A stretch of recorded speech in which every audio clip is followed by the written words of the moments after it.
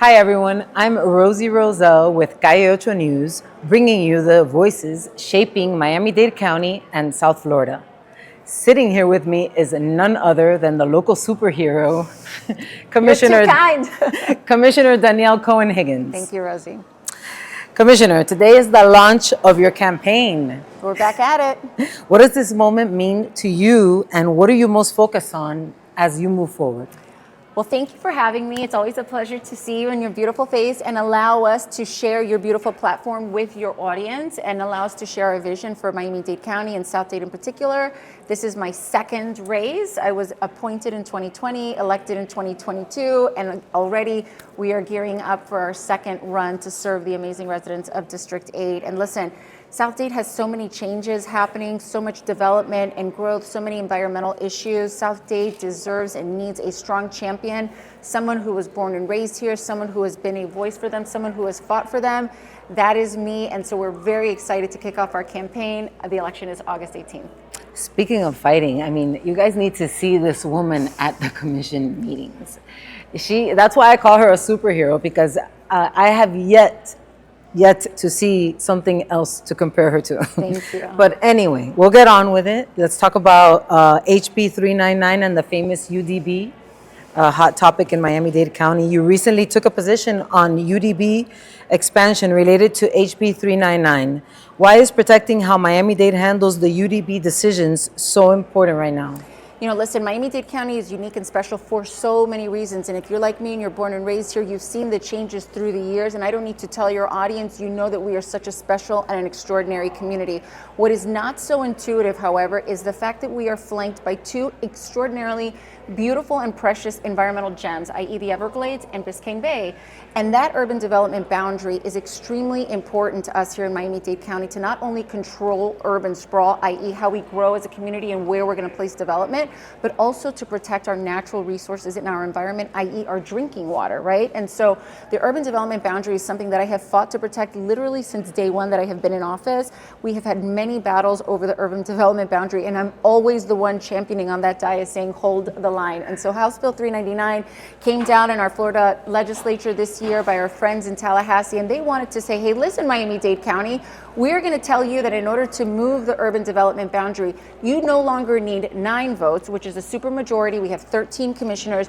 Now you need only a simple majority, which this means if there are 7 commissioners that show up to a CDMP and a zoning hearing, only 4 would be necessary in order to move the urban development boundary. If you think traffic is bad in Miami-Dade County now, had 399 passed with that language, your experience on the road would have gotten that much worse because it would have been that much easier to move the urban development boundary. Thankfully, at the very last minute, Senators Caladiud, Senators Alexis Caladiud, Ileana Garcia, Chevron Jones, and I'm missing one more, but she was instrumental in making sure that an amendment was made on the Senate floor to remove that language. And so House Bill 399 passed, but without the language that would have crippled our urban development boundaries. So in summary, thankfully, I passed legislation at the local level and my colleagues supported it, saying, we don't want House Bill 399 to pass in its current form, and there was a lot of press and a lot of advocates came out against it. I'm grateful for everyone's advocacy and efforts because we prevailed and House Bill 399 passed, but without that language, that would have crippled our urban development boundary. So the voting threshold stays the same? Still a supermajority. Yay! Hold Excellent. the line, baby, hold the line. Let's move on to some upcoming events, like the Fourth on the Fairway event that brought thousands of residents last year, and the community impact is expected to return this year as well. Are there any plans to grow it? Yeah, we're very excited about Fourth on the Fairway. We did it for the very first time last year. It is our 4th of July celebration in South Dade. Typically, the village of Palmetto Bay put on a spectacular fireworks show, but the land that they utilized in order to put on the show was being traded to private developers, and so they no longer had access to that land. And so we jumped in literally 3 weeks before the 4th of July last year and put together the first ever Fourth on the Fairway, where at Palmetto Golf Course, we put together a concert, people brought their lawn chairs and their coolers, and we had a spectacular fireworks show. We're doing it again this year, so join us on July 4th at Palmetto Golf Course. Bring your families, bring your friends, and it's our 250th anniversary of our amazing country, so it's gonna be a super spectacular celebration, and you have to be there. I will be there.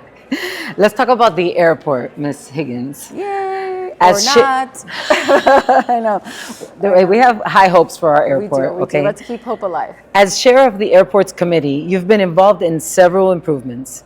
What are some of the upgrades at Miami International Airport that travelers will notice soon? Wow, there's a lot, and I know our airport is top of mind for all of our residents. It is a priority for me. It has been for years. We passed a historic package where our concessionaires, that just means our food and beverage, our retailers at the airport are now required over the next 3 years to make a $350 million investment. That's their money, not your taxpayer money, in order to receive an extension of their space in the airport, in order to motivate them and encourage them to invest and beautify their spaces. Wow. That passed recently under my leadership. I'm grateful to my colleagues for their support. So those changes are underway. Construction is already happening. It's a phased approach so that particularly our North Terminal is going to see a complete overhaul of all of the concessionaire spaces. And we have a ton of improvements. We just did the unveiling of D60, which is $1 billion investment. If you've traveled through D60 to Tallahassee or DC, you know it's the last terminal in the last gate in the North Terminal. You have to walk outside on the ground, get on the lift. It's kind of dinosaur. It's going to be state of the art. And again, over the period of, I think, maybe 5 years or so, $1 billion investment. And I sponsored and passed the board, thank God, Terminal K, which is the very first terminal in 20 years to be built at Miami International Airport, 6 new gates on the other end of the airport. So we are doing a lot. It takes a little bit of time. In addition to those major infrastructure changes, we're putting paint, we're updating bathrooms, fixing escalators, and moving walkways. Like, the work is never done at that airport. Think of it as a mini city. It really is a mini city, and we are laser focused on Miami International Airport. Would you call that investment by the vendors or the people, concessionaires? the concessionaires? Yes, that $350 million is not our taxpayer dollars, but they're investing their own money in their spaces. Is that like an assessment for them? Could be, but they agreed to it. So they're happy about it. We didn't impose it. They actually brought it to us and said, hey, would you be willing to consider this? Listen, to have a space at the airport is very valuable. People want to stay in our airport. And so we will reward you if you invest in your space and make it up to date. If you let it fall to disrepair, no, you can't stay in our airport. So it was a mutually agreeable deal that will motivate them to get the airport at the higher standard and allow them to stay a few more years at the airport. Lovely.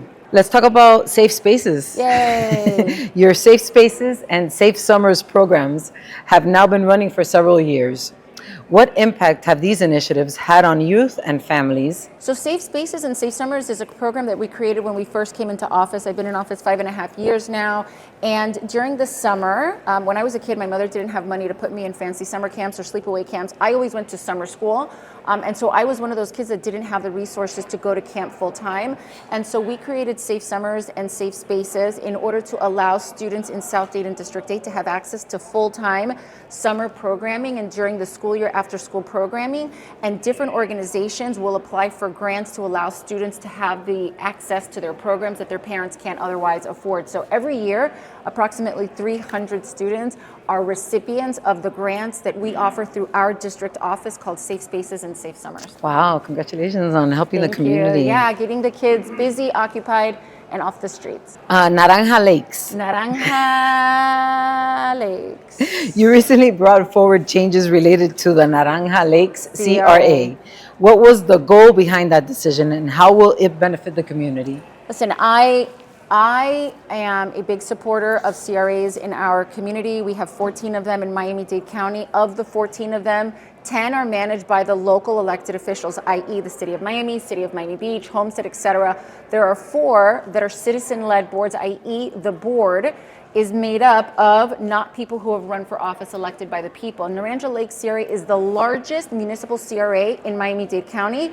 $41 million of taxpayer dollars being distributed by people that were not elected by the people. Now, to put that into perspective, that's a larger budget than the city of Pinecrest, Palmetto Bay. There are a lot of municipalities in Miami-Dade County that have smaller budgets than $41 million a year. And I said, wait a minute, why are we allowing non-elected residents to manage such large amounts of money without the oversight, without the deliberation that we as their representatives offer? And so I brought an item to the board to say, listen, Naranja Lake CRA is in my district.